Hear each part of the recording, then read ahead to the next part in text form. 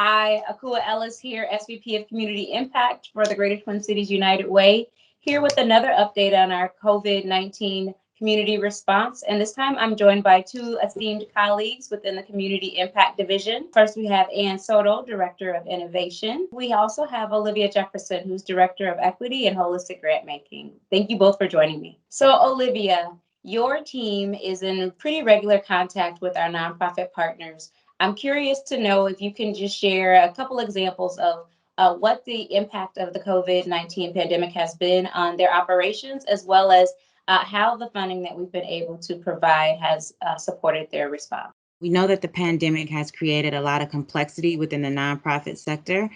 For instance, in our emergency shelters, we are finding that it's very difficult for those who are presenting with COVID-19 symptoms to find space to self-quarantine from the general population within the shelter.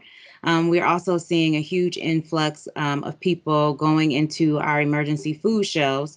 As we know, there's been so many folks in our community who've been laid off at this time who never thought that this would be their reality.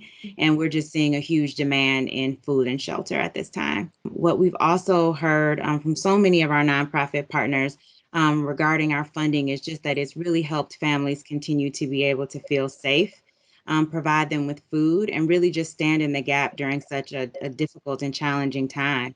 One thing that is super encouraging to me that I've continued to hear is just how important it is that our funding is actually keeping people employed and just continuing for folks to be able to work during a very unprecedented time in our new reality. So, Anne, I'm curious to know what innovative approaches to grant making have emerged in the process. This has provided the opportunity for us to really lean into being nimble as grant makers. So we did a few things that have really streamlined the grant making process for ourselves and for grantees.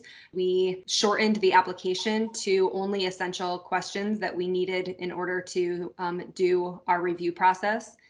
We changed the technology platform that we normally use in order to make the application interface very streamlined for applicants that may not be familiar with United Way. And then a third thing that we did was streamline the review process to be as quick as humanly possible to get funds turned around and get money into the hands of nonprofits while, of course, still maintaining our rigorous diligence process. I'm curious to know where you're drawing inspiration to continue to do the work that we've been doing and the work that we know yet remains. For me personally, I am staying inspired by the nonprofit staff that are showing pretty incredible ingenuity and also bravery in providing critical services right now. There are certainly increased health risk and also personal cost. How about you, Olivia? You know, what keeps me inspired during this time is just that hope seems to continue to prevail.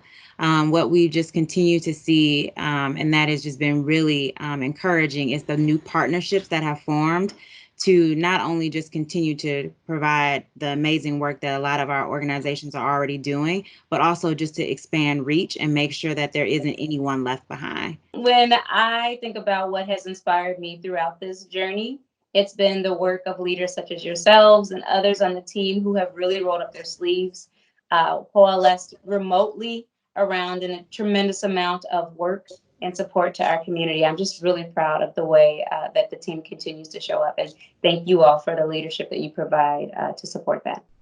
Thank you, Akua. Thank you.